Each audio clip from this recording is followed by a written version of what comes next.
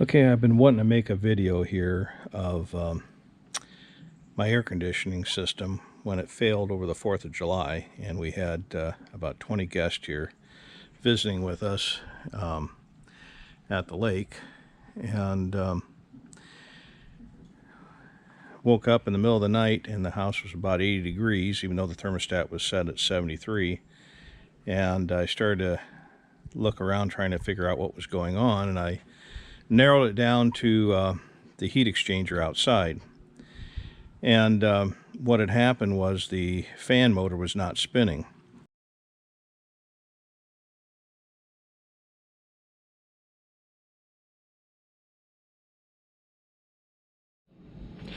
Yeah, the capacitor that's over here on the side is responsible for not only jump starting the fan motor, but also the pump, which you can see down inside of there, if I get that through there.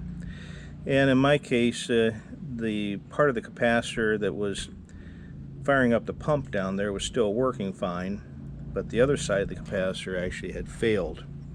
And I had a pretty good idea that that was what was going on, because when I came out, the motor was buzzing. It was just buzzing. And when I put my hand on the top, it was pretty doggone hot.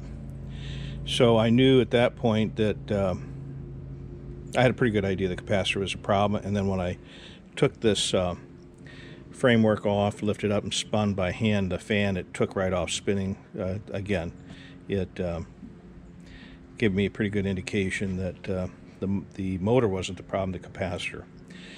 So I got online and I ordered a new part number for the motor, because I decided I want to replace them as a pair. You don't have to, but it's just the way I do things. And I got down inside of here and looked at the capacitor, and I realized when I got online and I ordered it, it was going to be about 10 to 12 days before I got it. And I still had a house full of people that were, well, it was probably about 98 degrees and 100% humidity, so it was pretty uncomfortable. So I wanted to get everybody back in their comfort zone. So let me share with you what I did. Okay, well, as you can see, this is my temporary fix. And I want to stress, this is a temporary fix. This is just allowed me to have the air conditioning running while I was waiting for the parts to come in. And what I have here is just cheap old house fan. I have it zip tied onto the top here, both up in the top and down here at the bottom. And can't stress enough to put as many zip ties as you want to make sure you got it secured. I'm holding this up here so you can see what a zip tie, that's what I'm talking about right there. The other thing is, if it starts raining out, these motors are not guaranteed to run in the rain. And make sure if you do have one of these outside and you have the ability to plug it into ground fault, I would definitely do that. There's probably a whole lot of hazards involved in doing something like this, and so do it at your own risk. But I actually had it out here for 10 days. And I leave it running the entire time. I never turned the fan off from running. And you want the fan running in such a way that it's blowing air up, or you want to pull air through the sides of the heat exchanger and up and out. So hopefully that makes sense. And one thing that this did for me, not only did the fan allow me to get the air flowing through the heat exchanger to dissipate the heat, but the airflow also jump-started the fan below. And I'll plug this in here. Well, I'm trying to hold the camera here and plug it in at the same time.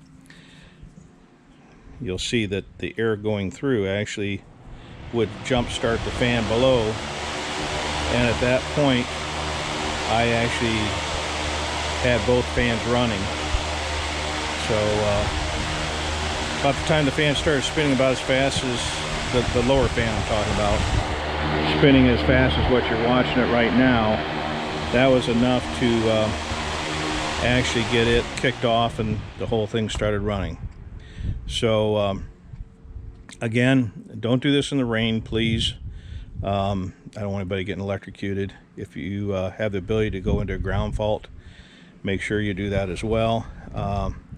Also, my fan, I got a 12 gauge wire so that the wiring didn't overheat. There's a whole bunch of things you want to be cautious about. If you're not comfortable doing this, don't do it, please. But here's a quick fix while you're waiting on the parts or the high vac heating and air conditioning guy to get out here and get it fixed for you. Again, just a temporary fix, but it did give us air conditioning for 10 days. Thanks for watching. Appreciate it.